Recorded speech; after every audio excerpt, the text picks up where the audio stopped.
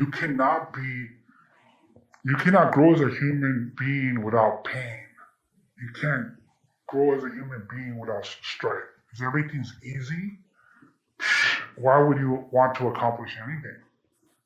You wouldn't. You just stay at home, watching TV and eating bonbons all day. As we transition from this past era, TKO reaches new heights. TKO is everywhere. How do you manage to spread TKO across Los Angeles? Well, members, like I said, when I got kicked out of different high schools, I met different writers. We kept in touch, and they lived in their homeboys, and then it spread out to Las Vegas. We had homies in San Diego. It spread out to Mexico. It spread out to the Bay Area, and then from there it went to the Midwest and the South, and then eventually hit to the East Coast and everywhere else. In your opinion, Dr. Toombs, does the crew make the legend, or does the legend make the crew? The legend makes the crew. Definitely. Without the one writer, going out there and smacking it down for himself, nobody would even know about the crew. In this new era of TKO, it feels like you begin recruiting writers who become legends in their own right. What are you looking for in writers now that you're recruiting TKO as an established crew, as opposed to new recruits when it was barely starting? We had set members in the crew that had rank, right? Like, let's say Kenner. Kenner was social. That guy would fucking party with everybody, and he met a lot of people, so he brought in, white boys from the Midwest, white boys from, the Bay Area, and they would bring them to where I'm at with just the homies that I grew up from the hood, and they'd be like, yo, these dudes are down with it, these fools get paid, and I'd give them a chance. We'd be like, all right, fuck it, show it, do it. So I was just focused on me the whole time. I would help them, but I was just focused on getting out. At some point, it feels like TKO has assembled the Avengers of Graffiti. Every known writer is representing TKO at one time. Would you agree with that statement? Yes. How did you manage to organize so many legendary writers under one umbrella with all those big egos? It was hard. And it's still hard to this day. Ego will fuck everything up, Like people have, even myself, egos will fuck everything up. That's how it is.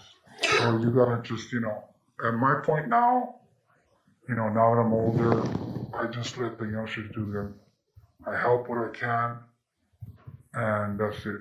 If they do something stupid that'll cause them harm or anybody harm that I care about, then I intervene. But usually I just let them take care of them, I am the founder, but I'm not the leader anymore. They govern themselves, and I like it. Like I said, I'm having fun with GRAFF now. I'm not impressing nobody. I don't care who sees it. I'm just having fun with it. It's more fun. I want to bring fun back into the GRAFF, you know what I mean? Because seriousness, when it comes to this, ends up in violence a lot. So if you have fun with it and you just don't take it too serious, remember, it's just a persona that you made up. It's not real. You kill somebody all over it. It's stupid. I regret a lot of things in the past. I wish if I had a time machine, I would change a lot of things. But I can't. I gotta move forward and just do me until it's my time to go. Dr. Toombs, was it a plan of yours to gather all the well-known writers in Los Angeles and bring them into TKO, or did it just happen? Well, I just did me, and they would come around, and they saw that I was being successful in what I was doing, and I was bombing. I always glorified the bomber, not the piecer, not the character guy, or not the, oh, look, I got money, or it was about bombing, what you could do. And they saw that I was successful, and they ran with it. They came with me. A lot of times there was other guys from TKO that put them in, and then I would meet them and just be cool and just push it together, And we grew that way. Was there a time or a moment when you knew TKO was on top of Los Angeles? Does someone make a comment to you, or do you recall when you said, you know what, TKO is the top right now? I haven't been scared of graffiti most of my career, but there was one time I drove around and seen how much damage we did. Like all the freeways and everything, you know? They have rollers everywhere, like just huge, massive rollers. And I said to myself, like, there's no way I'm not gonna pay for this somehow. Everybody is paying attention. And not everybody's paying attention, it's just graffiti writers. You got gangs and you got cops. Any graffiti writer in Los Angeles have to walk a very thin razor blade line between gangs and police. And any little slip up will get you fucked up. And so when I saw how much damage, I was like, oh, fuck. You know, and, you know, after a while, after getting raided, feds getting involved in all that shit, you know, I was like, shit, I'm not gonna have time to live a regular life. Maybe I should fucking try that out for a little bit. And I did, you know. I tried to do that for a little bit, and it was good. It was good not being known for that.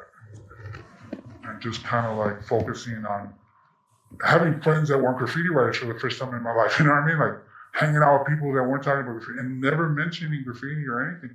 And it's crazy because a lot of the new friends that I made now didn't even know I wrote. They know me for other stuff. So when they found that out, they're like, holy shit, that's you?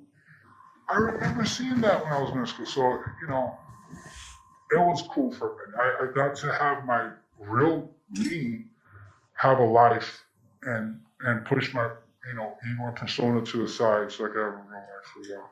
And it was good, you know. I got married and all kinds of shit. You know, I had vacations that had nothing to do with graffiti. Before then, all my vacations were spray patients, you know.